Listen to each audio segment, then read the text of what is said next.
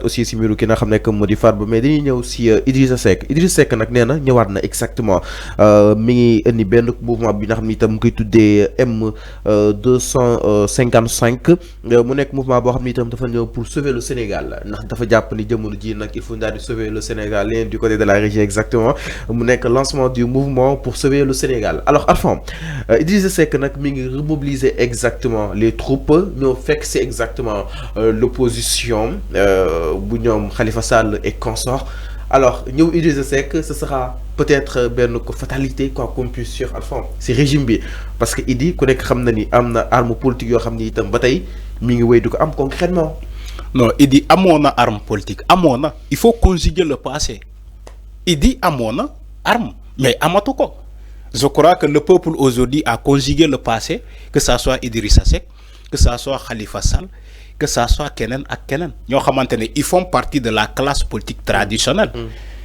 il faut le dire certes c'est difficile de le dire mais c'est le cas Idrissa Seck s'est conjugué dans le passé amoon na fi doole comme ni nga ko wax nii dañuy ne amoon na keroog ba muy sos le parti Rewmi amoon na fi doole occupé woon na place bu importante ci la politique sénégalaise mais aujourd'hui Rewmi boo cité 3 partis yi nekk ci jamono bii nii au top tu cites même pas le parti Rewmi boo cité ay opposants yu nekk au top ci jamono bii nii tu cites même pas Idrissa Seck loolu mooy problème bi parce que il y a une alternance générationnelle et cette alternance là elle est vivante on le voit même ci la démarche de la politique sénégalaise tu vois cette alternance là debout tu cites des jeunes ñu mel ni ay Ousmane Sonko ay Thierno Bocoum ay Bougane ay comment dirais-je entre autres Pape Djibril Fall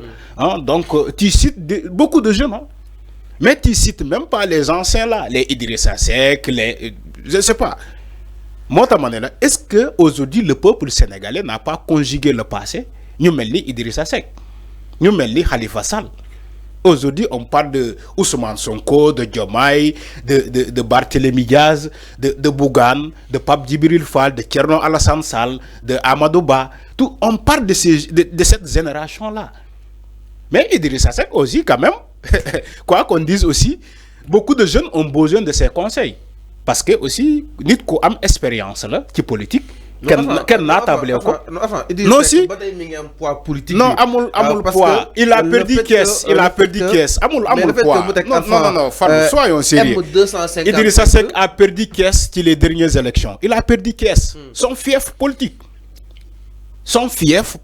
Idrissa Seck l'a perdu mais est-ce que du sonal Diomaye ak Sonko après non Idi mënul sonal kenn Fallou il faut que aussi nga comprendre nee naa la man ci politique laay gëstu nee naa la Idrissa Seck dans le passé bu yëkkatee loxoom dans l'opposition kenn du ko wàccee dans le passé mais aujourd'hui est-ce que ce Idrissa Seck là bi ñu xamoon dans le passé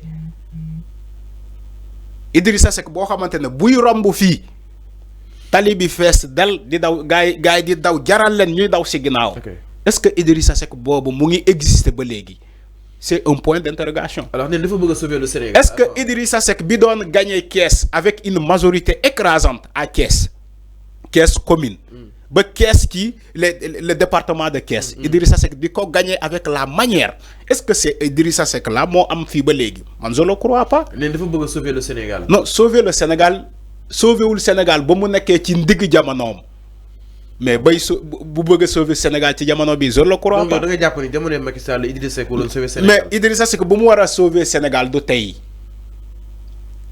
ba mu nekkee ci ndigg jamonoom ba ñu xam ne que Idrissa Seck boobu sauver wul Sénégal xanaa tey bu mu màggetee lay sauver Sénégal daanaka Idrissa Seck c'est un retraité politique boo jëlee ci selon les normes la loi. C'est un retraité politique. Okay. Khalifa Sall, c'est un retraité politique. C'est ça la réalité. Maintenant, comme ni ma ko waxee balaa nga may dagg. Idrissa Seck mën na apporter son expérience à l'opposition. Oui. Alors, mais enfin. Mën na apporter son expérience à l'opposition. À un moment donné, l'opposition, ñëpp, quoi qu'on puisse dire, jugandoo pour jàkkaarloog Sonko. Mais c'est une bataille de positionnement. C'est une bataille de. C'est ce que je t'ai dit. C'est genre d'opposition gisuñu ko woon si jamono Macky Sall. Ouais, mais loolu laa la wax jamono Macky Sall Sonko rek si moo fi nekkoon pratiquement. tu sais waaw may ma ñëw. ama boo gisoo genre opposition bi ci jamono Macky Sall parce que ñoom ñëpp xam na ni que Ousmane Sonko moo leen mën ci électoralement parlant. Même coupe pesée, parce que Ousmane Sonko pouvait gagner Thiès, gagner Ziguinchor, gagner Saint-Louis, gagner Dakar, gagner partout. Moi, nous décidé de ranger aussi Ousmane Sonko. Ousmane Sonko n'est que le leader de l'opposition. Mais aujourd'hui, comme Ousmane Sonko a libéré cet espace-là, comme Ousmane Sonko a libéré cet espace d'opposition-là, maintenant nous chacun voudra occuper cet espace-là. Parce que dans Japoni, les sens sont à l'état initial. Ils sont tous égaux devant le peuple. Il n'y a pas quelqu'un qui est dans l'opposition qui peut gagner avec une majorité écrasante. Non, Amoul. Seul Ousmane Sonko qui l'a fait avec le parti PASTEF. Maintenant, comme le parti PASTEF est au pouvoir, opposants yep dans Japoni que chacun est bien positionné pour être le chef de l'opposition. Moi, je dis Khalifa Sall Woteli, Amadou Ba Woteli, Idrissa Seck ñëw encore Woteli. Parce que c'est une bataille de positionnement là. Parce que aussi c'est une question d'ego. Ego. Parce que qui jàppul ni que qui moo ñu war a jiite kii dafa jàpp ni ku ñu jiite électoralement parlant man maa ko ëppale électorat. Quand tu vois le problème entre Amadou Ba ak comment dirais-je Khalifa Sall. Amadou Ba ak Khalifa Sall. Amadou Ba dafa jàpp ni que moom du dem ci Khalifa Sall. Parce que Khalifa Sall ñu muy liggéeyandoo jamono bii ni il y a des gens qui lui ont trahi. Amadou Ba l'a dit. Il y a des partis qui sont aujourd'hui avec Khalifa Sall dañ ko trahir moom Amadou Ba ba mu leen soxla. Donc c'est inutile moom pour moom Amadou Ba avec son parti de venir rejoindre cette comment des concertation boobu du ñu ñëw. Idrissa Seck aussi dafa jàpp ni moom tamit ci côté am moom tey du dem di arranger wu ci ginnaaw Khalifa Sall il va pas le faire.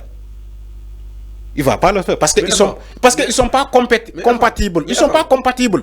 Idrissa Seck il est libéral. Mais enfin, nous exactement. Alors que l'autre Khalifa Sall il est socialiste. Alors le moment donc ñoom ils sont pas compatibles. Il dit dafa bëgg libérer le Sénégal.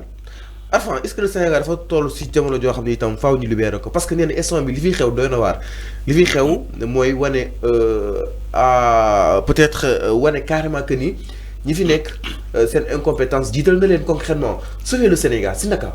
Comment on peut sauver le Sénégal qui est en marche? Sauver le Sénégal des mains de qui? ñi jàpp ni dafa taxaw. Le Sénégal est en train de rompre avec l'impérialisme français. Maintenant, comment on peut sauver le Sénégal? Est-ce que nous finissons sauver le Sénégal? C'est un point d'interrogation. Des gens qui ont été élus pour 5 ans, ils n'ont même pas fait 1 an. Ils ont dit non, je veux sauver le Sénégal.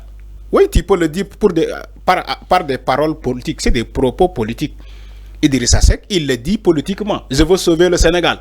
Mouvement de libération du Sénégal. C'est des slogans politiques, qui n'ont rien à voir avec la réalité. La réalité. Des gens qui brandissent des slogans, oui, sauver le Sénégal, oui, l'avenir c'est maintenant, oui, tout. C'est des slogans politiques, qui n'ont rien à voir avec la réalité. La réalité, c'est tout autre chose. Il y a ce qu'on appelle des paroles politiques, tenues dans un meeting, ou bien tenues dans un espace politique. Ça reste là-bas. François Mitterrand disait que celui qui croit à des paroles politiques, c'est-à-dire qu'il dit que les paroles politiques n'engagent à ceux qui croient. C'est l'ancien président français qui le disait, François Mitterrand. Donc, les slogans qu'ils utilisent aujourd'hui, c'est des slogans purement politiques. Maintenant, ça n'engage à ceux qui vont croire ces slogans-là. Mais nous, au Sénégal, on a élu un président pour 5 ans. On a élu un président au suffrage universel direct pour 5 ans. Donc, Réumi fièvreul, jarul ñu koy. Réumi, jàppuma ni que jàppuma. Loolu laay wax sama xalaat la. Réumi jàppuma ni que Réumi dafa feebar. Réumi feebarul. Eggaguñu à ce point. Parce que on est en train de faire l'état des lieux, l'état des finances. Mom ngeen gis ni la Cour des comptes publier le rapport parce que ci phase bobu lañu nek. Ci phase bobu lañu nek. La phase d'analyser ou bien comment dire, de constater l'état des lieux financiers. Mom lañuy gis la Cour des comptes publier ko, mom lañuy gis le régime là mu ngi ci lolu di manœuvrer pour des ajustements, faire des ajustements. Xol naka lañuy fexé rembourser tout ça. Non waxuma Idi na def ndank waxuma lolu. Idrissa Seck il reste un politicien. Il est dans la politique et il sera toujours dans la politique. Parce que Idrissa Seck quand même c'est une bête politique. Mais ce sera bien un coup dur, moi je pense. Non, il n'est électoralement parlant, il pèse pas. Mais si communication. Non, il pèse pas. Mais sur le plan communication. Non, même communication, même bolégui. Néna la Idrissa Seck, est-ce que la population n'a pas conjugué son nom au passé? Okay. C'est ce que j'ai dit. Alors, l'air mi ngi non par rapport ak li nga xamné que modi la sortie de Idrissa Seck mu daal di lancer li nga xamné que modi M255 allant dans sens pour daal di sauver le Sénégal ndax dafa japp ni Sénégal instant bi mi ngi ci ben goutte. Alors ñu daal ñu itam ci leneen du côté de la régie exactement le président